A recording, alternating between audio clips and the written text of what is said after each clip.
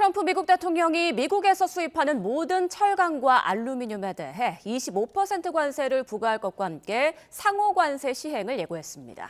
중국도 오늘부터 미국의 10% 추가 관세 부과에 대응해 보복 관세 시행에 나섰는데요. 미중 무역 전쟁이 우리나라에 미칠 영향 등 경제 관련 내용, 이인철 참좋은 경제연구소장과 함께 얘기 나눠보겠습니다. 안녕하십니까? 좀 하나하나 살펴보겠습니다. 먼저 트럼프 대통령이 이제 미국으로 수입되는 철강, 알루미늄 제품에 대해서 25% 관세를 부과할 계획을 이제 밝힐 것으로 보이는데 여기에는 어떤 의도가 담겼다고 보면 되나요? 일단 이제 미국이 10일부터입니다. 현지 시간 10일부터 말씀하셨던 것처럼 철강과 알루미늄에 대해서 관세를 매기겠다라는 겁니다. 각각 이제 25%의 관세를 부과하겠다라는 건데 여기에는 미국의 제조 부활과 그리고 이제 무역 불균형 해소라는 큰 그림이 있습니다.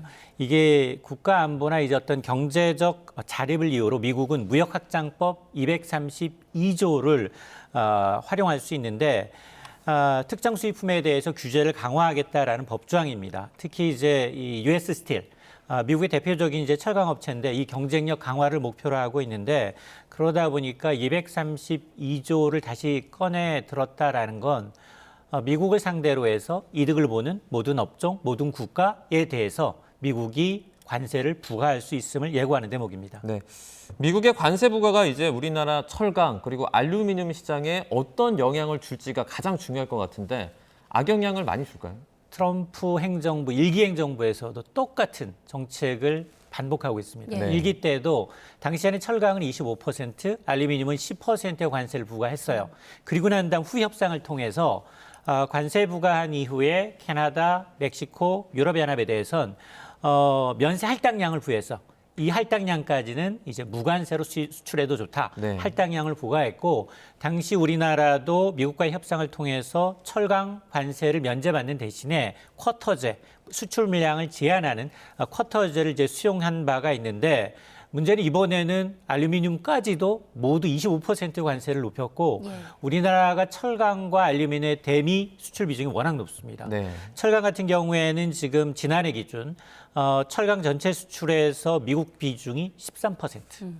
강관의 경우는 거의 절반 가까이 차지하고 있고요. 특히 알루미늄도 지금 물량 기준 거의 20%가 넘게 미국으로 향하고 있다는 겁니다. 자, 이러다 보니까 한국산 제품의 이제 대미 철강 수출 비중이 워낙 높고 기존의 이 쿼터제 수출 제한까지 이제 적용받고 이런 가운데 또 한 번 이제 관세 부과를 받게 됐기 때문에 뭐 국내 철강사들 현대제철이라든가 뭐 포스코 수익성 악화와 더불어서 글로벌 경쟁력 약화가 우려가 되고 특히나 이제 지금 철강 산업이 그다지 좋지 않습니다. 대체 시장 확보도 쉽지 않아서 수출 감소와 가격 하락이 동반될 가능성이 상당히 높습니다. 관련 업계에서는 정말 우려할 수밖에 없는 그런 상황인데요. 트럼프 대통령이 상호 관세도 예고를 했더라고요. 이건 어떻게 매기겠다는 건가요? 맞습니다. 트럼프 대통령이 이제 11일이나 12일에 지금 상호 관세를 발표할 건데 이건 즉시 발효가 된다라고 이제 경고를 하고 있는데요. 보편 관세는 뭐고 상호 관세는 뭐냐 차이점이 보편 관세라는 건 모든 국가에 대해서 일괄적으로 이제 관세율을 매기는 거예요. 똑같은 관세율을. 상호 관세라는 건 상대국의 관세 정책에 따라서 관세율을 차등화하겠다라는 겁니다. 그러니까 보복이 들어왔다. 예를 들어서 지금 뭐 중국이 10일부터 이제 미국산 수입품에 대해서 관세를 매겼다라고 하면 추가로 이제 중국만 타겟으로 해서 또 다른 차별화된 관세를 적용할 수 있다라는 건데 앞으로 이제 협상 여부에 따라서 관세를 협상의 도구로 활용하겠다라는 겁니다. 우리나라는 이제 미국과 그 상호 무관세라고 좀 말할 수 있는 FTA를 체결하고 있지 않습니까? 그럼 여기서 이제 무자가 빠질 수도 있는 겁니까? 사실은 그럴 가능성은 거의 없어 보이는데요. 지난해 우리나라가 대미 무역 흑자가 거의 80조 원입니다. 미국의 적자상이 8번째 국가로 지금 랭크가 돼 있는데 그래서 관세라고 읽고 청구서다라고 받아들이는 분위기입니다. 지금 보니까 이 이시바 일본 총리가 지금 미국으로 갔어요. 지난 주말 협상을 했는데 1조 달러를 풀었습니다. 1,460조 원 통 큰 선물을 했죠. 그러면서도 상호 관세 유예에 대한 확답을 받지를 못했습니다. 그런데 1년 동안 80조 원 이제 무역 흑자를 봐왔는데 이걸 어떻게 해소하지? 사실은 일본처럼 대미 투자 더 늘리고 에너지 수입을 더 확대해야 하는데 그럼에도 불구하고 80조 원 해소는 불가능합니다. 자, 그러면 트럼프의 관세 정책의 의도는 뭐냐? 야, 세계 최대 시장 미국에서 장사하기 위해서는 적어도 미국에다 공장 짓고 미국인 고용해서 미국에서 물건 만들어 팔면 관세 없다라는 겁니다. 구태여 이제 보조금 줄 필요도 없고 수입산에 대해서 관세를 매기게 되면 가격 경쟁력이 차이가 있기 때문에 자연스럽게 미국에 와서 공장 투자를 지을 수밖에 없다. 이게 트럼프가 구상하는 큰 그림, 이른바 이제 제조 부활이에요. 한마디로 손 안 대고 코 풀겠다라는 격이기 때문에 아마 특히나 이제 철강, 알루미늄 이 추가 관세는 이제 무역확장법 232조가 적용되기 때문에 네. 앞서 제가 이제 FTA 때문에 무관세가 적용될 수 있냐라고 물어보셨는데 이거는 별개입니다. 예. FTA는 별개로 진행되기 때문에 이에 대한 대응책이 좀 필요한 상황입니다. 네, 그럼 또 어떤 국가가 타깃이 될 거라고 보시나요? 베트남 이야기가 좀 많이 나오던데요. 맞습니다. 베트남이 의외로 이제 미국으로부터 무역 흑자를 많이 보는 국가 상위 3위에 들어 있습니다. 네. 지난해 기준 한 180조 원 이상 미국으로부터 무역 흑자를 얻고 있는데 이게 상호 관세 부과의 첫 타겟 이미 1위 중국, 멕시코는 때렸단 말이에요. 네. 그러면 다음은 3위거든요. 그러다 보니까 이제 베트남 가능성이 높은데 지금 그렇지 않아도 이제 중국을 대처하는 제조업 허브로 미국이 견제를 받을 가능성이 높은데 트럼프 대통령이 직접적으로 베트남을 언급했어요. 네. 베트남은 제2의 중국이 되고 있다라고 이제 비판한 바가 있고 그러다 보니 지금 환율 조작이라든가 아니면 불공정 무역 등을 이유로 추가 관세나 수입 제한 조치를 취할 가능성이 높다. 자, 그러고 놓고 보면 1위, 2위, 3위까지 다 내려왔어요. 네. 그 밑에 있는 국가들 따져보면 독일, 한국, 일본, 인도, 대만이 남습니다. 네.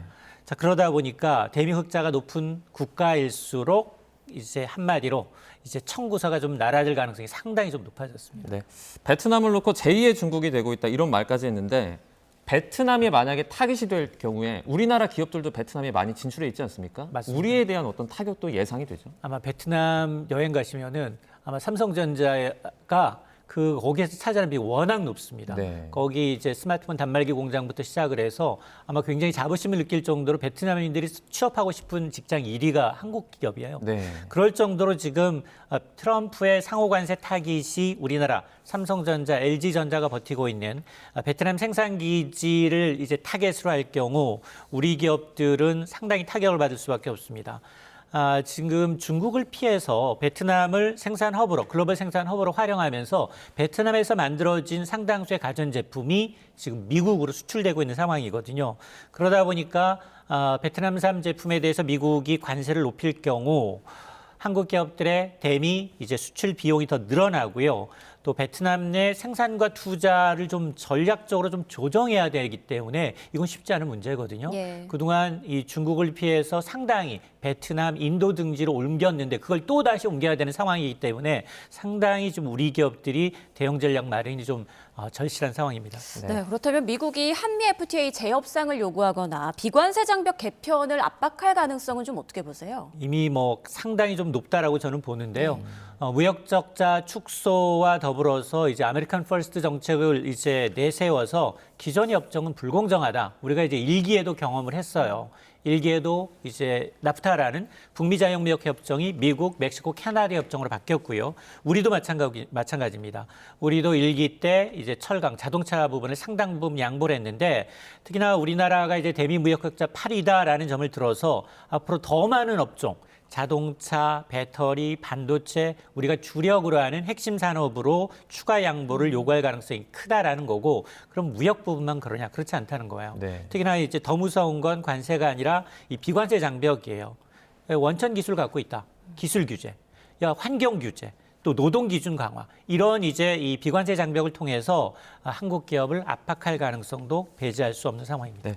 트럼프 대통령이 자동차를 예시로 들면서 상호 관세를 얘기했거든요. 우리나라 자동차 업계가 좀 긴장을 할 수밖에 없을 것 같아요. 이게 왜냐하면 미국의 무역 적자의 70%가 자동차에서 발생을 해요. 네. 그러다 보니까 이미 EU에 대해서 이제 보복 관세 대상이다라고 이제 언급을 하고 있는데 한국산 자동차는 지금 그동안은 한미 FTA 때문에 미국으로 이제 관세 없이 0%로 이제 수출이 돼 왔습니다.